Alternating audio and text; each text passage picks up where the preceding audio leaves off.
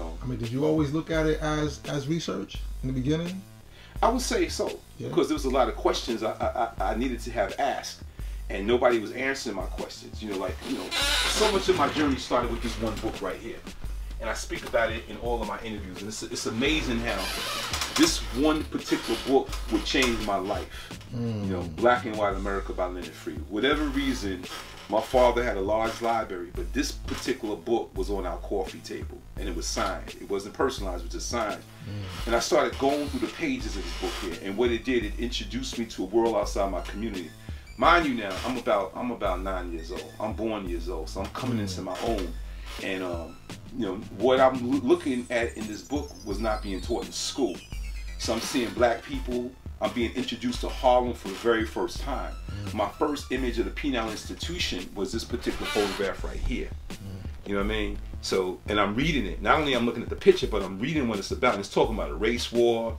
You know, it's a whole new language that I'm looking at in terms of homosexuality, Jim Crow, segregation. I learned about rape for the first time in this book here because a sister, a black woman, was raped by black men. Excuse me, by white men. So I'm reading. I didn't know what that word rape meant. So I'm going through this entire book, and I'm pulling out my dictionary to try to decipher words.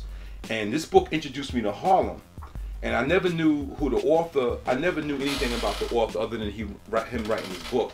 And as time would progress and I started to embrace photography, my father referred me to this book to study, to develop my eye, my creative eye. And what's so interesting about that, you know, I use this book as like a roadmap to show me my photography. And eventually Leonard Freed would die. I never met him. But just recently, a few years ago, I met his wife. And what's so deep about his wife, she printed all of his work. This is a German woman now. She brought me to her home, explained the work to me, explained who her husband was. We developed a friendship with each other. And for my born day last year, she gave me this photograph right here because I told her the impact that her husband's work had on me.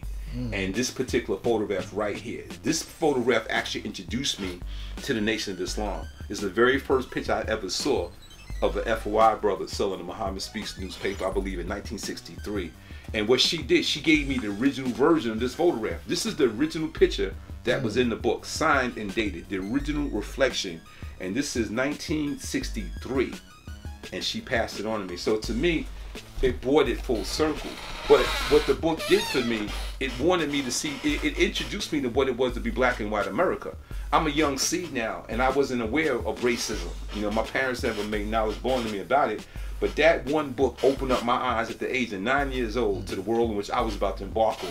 And this is another photograph she gave me, which I find to be very interesting in the book. And this picture was taken in Harlem. It's called Muscle Boy. And what's unique about this picture for me, as I reference it, is that this book gave me muscles. This book stimulated my brain and helped me to move forward as a young person and understand the life that I was about to engage in. And Leonard Freed was a white photographer, but he documented black people in Harlem and throughout the South. So it showed me the power of photography and how photography could be used to inform and to enlighten. And it pretty much put me on my path to be where I'm at right now. If Mecca did this.